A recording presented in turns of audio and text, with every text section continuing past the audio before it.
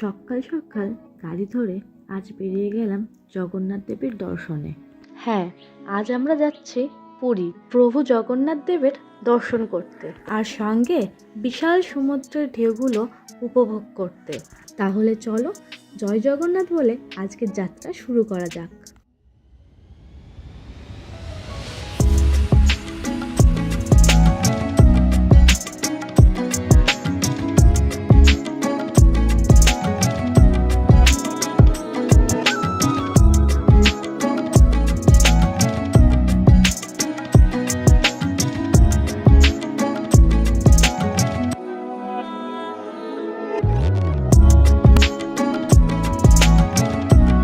Welcome from Shalimar.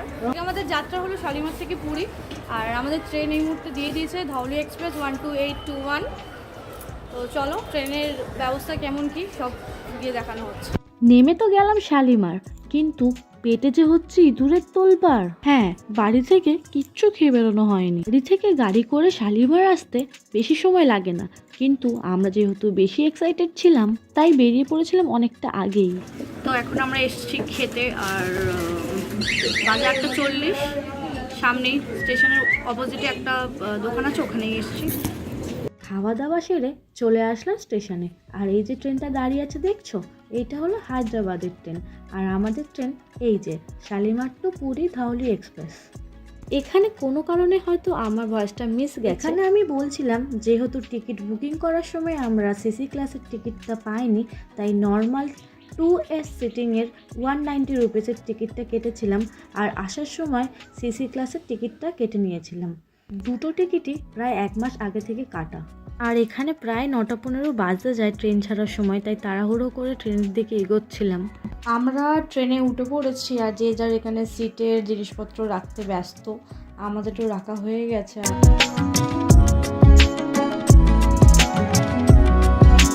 বাজে এখন 11:40, আর আমাদের ট্রেন এখন থেমেছে দাঁতন স্টেশনে। ট্রেনে কিন্তু নানান ধরনের খাবার দাবার উঠছে, তোমরা চাইলে কিনতেই পারো। বন্ধুরা, ট্রেন আমাদের ঢুকে গেছে জলেশ্বর, অর্থাৎ আমরা উড়িষ্যা স্টেটে প্রবেশ করে গেছি। ওই যে ওইখানে উড়িয়া ভাষায় স্টেশনের নামও লেখা রয়েছে।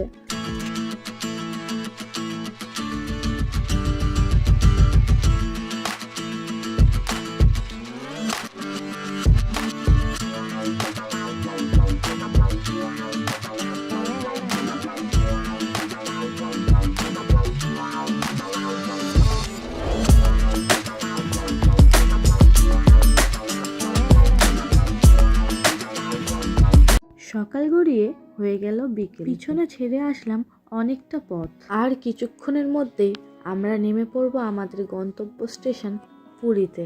প্রায় 9 থেকে 10 ঘন্টা জার্নি করে অবশেষে আমরা নামলাম পুরী। এখন আমরা এখান থেকে ধরবো টোটো, যাবো সোজা হোটেল। উঠে গেছি অটোতে, আর আমাদের প্রত্যেকের শরীর এখন প্রচুর ক্লান্ত। এখন অপেক্ষা শুধুমাত্র হোটেল পৌঁছানোর, তারপর একটা লম্বা ঘুমের। তোমাদের সাথে দেখা হচ্ছে পরের দিন সকালবেলা। একটুখানি জল দাও তো, একটুখানি একটুখানি দাও, ওদিকে যেতে হবে না তোমার। কাপড় এই ওরে বাবা, ভেঙে ফেলবে তো রে, এ তো ভেঙে ফেলছে রে। ওদিকটা দাও না। কি ডাক দেখাচ্ছে এই ননির ক্যাটাগরি কিছুটা। কি গো, কোথায় গেলে? কি গো, কোথায় গেলে? কোথায় গেল দেবা? বাদর তোমাকে রাগ দেখালো?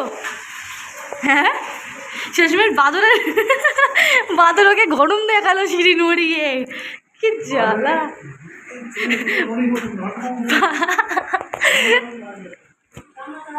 আজকে হলো নেক্সট ডে, আর আজকে আমাদের রান্না বান্না সব জোগাড় জানতেই হচ্ছে, মানে রান্না হবে, বাড়িতেই রান্না করে খাবো, কারণ বাইরে দামও যেরকম আর স্বাস্থ্যকর একদম নয়। তো আমাদের বাচ্চাটাও আছে, যদিও সে খায় না, তো এক তরকারি ভাত হবে দুপুরবেলার। আর পুজো আজকে একটা অসুবিধার জন্য আজকে পুজোটা দিতে পারবো না, আজকে শুধু সমুদ্রে স্নান করতে যাবো, আর পুজো কাল সকাল সকাল উপোস করে আমরা সবাই দেবো। এখন না বিশাল গরম পড়েছে, মানে আজকে থেকে হয়তো গরমটা এত বেশি, কালকেও ছিল না এত গরমটা। ট্রেনে আমরা এত জার্নি করে আসলাম যে করে, কাল রাত্রে অ্যাকচুয়ালি আমরা এসেছি, কিন্তু কাল রাতে যেহেতু খুব টায়ার্ড হয়ে গেছিলাম, মানে হোটেলে আমরা ঢুকলামই 9:30। মঙ্গলাদি আর দিদি সব রকম বাজার করে এনেছে। আর এখানে বাজার কিরম দাম পড়ত মঙ্গলাদি? সব কিছু বাজারের দাম খুবই সস্তা। আমাদের নর্মালি আমাদের বাড়ি যেমন বাজারের মাছ ফাছ যেমন দাম সব কিছু মাছটার দাম কম আছে।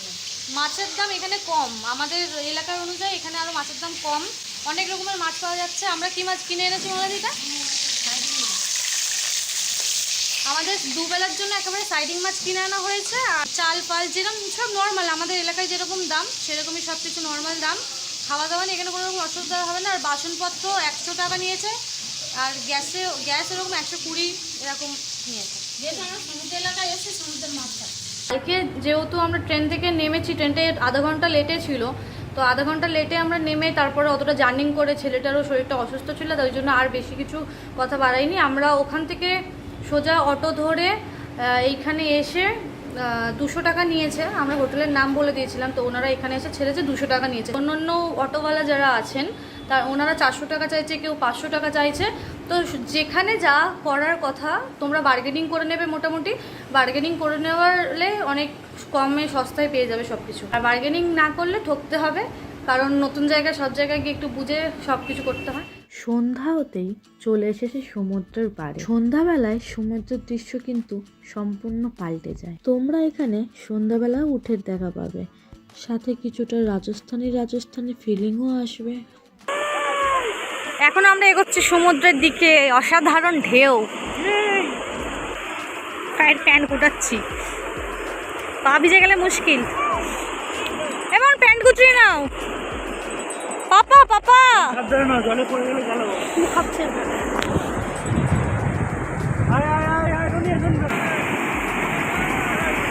রাতে সমুদ্র কিন্তু অসাধারণ। হ্যাঁ, এই বড়গুলো কত দাদা? এটা 150। আর 50 কোনগুলো বললে? এটা আছে 120, এটা আছে 200। এটা 120। হ্যাঁ, এই ব্যাগ 100, আর এইগুলো হলো 100, এগুলো 110, এগুলো 50, জিনিসে দেখো, কোয়ালিটি দেখো। আর এইগুলো পাওয়া যাবে 120। সব রকমের ব্যাগ আছে। আমি পছন্দ করলাম আপাতত এই ব্যাগটা। এটার দাম 120 বলেছিল, বার্গেনিং করে 100 টাকার মধ্যে হয়ে গেছে। আমার ব্যাগ কেনার পর এখানে রীতিমতো মহিলাদের ভিড় হয়ে গেছে ব্যাগ কেনার, তো সবাই বার্গেনিং করছে। এখানে আসলে কিন্তু বার্গেনিং মাস্ট।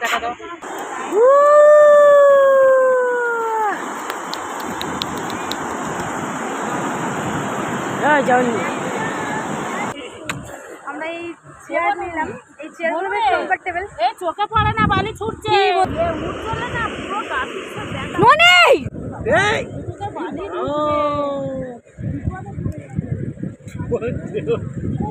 হাসছে, আবার মাথায় বালি ভর্তি করেছে।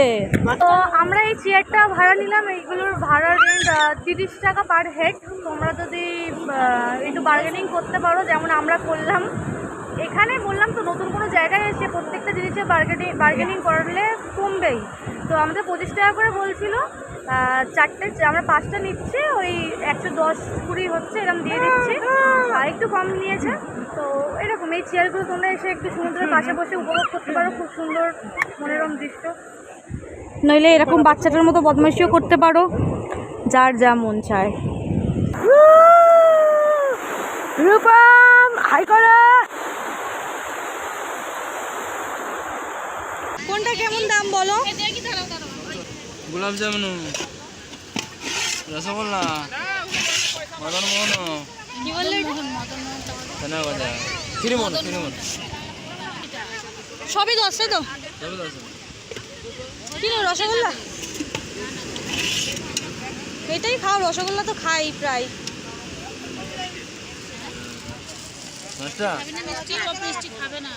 আরে দারুণ মিষ্টি, এক নম্বর। হ্যাঁ এসো, হ্যাঁ এসো। আচ্ছা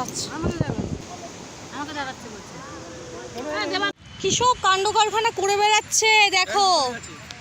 এইখানে নানান রকমের কিসব ফেলে রাখা আছে বালির মধ্যে, এখানে এসে এই করে বেড়াচ্ছে। আর আমরা সমুদ্র থেকে অনেকটা একদম বিচের সামনের দিকে এগিয়ে এসে কটা ছবি তুলছিলাম, কারণ ওই দিকটা ছবি কিছু বোঝাই যাচ্ছে না। ডিএসএলআর যারা আনবে তাদের খুব ভালো, বাদবাকি তো বোঝানো সম্ভব না। আর আমাদের রূপমের শরীরটা ক্লান্ত হয়ে গেছে বেচারা, ওই জন্য একটু খেলাখেলি করতেও পারছে না। পুরীর মার্কেট বিচ কিন্তু অনেক বড়, তার মধ্যে আমরা একটা দোকানে এসেছি কিছু কেনাকাটা করার জন্য।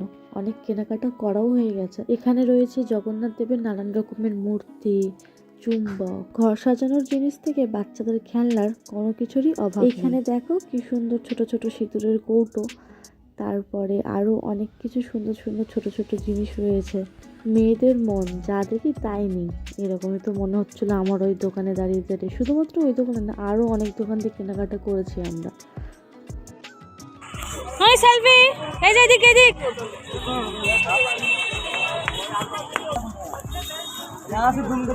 কত? 50?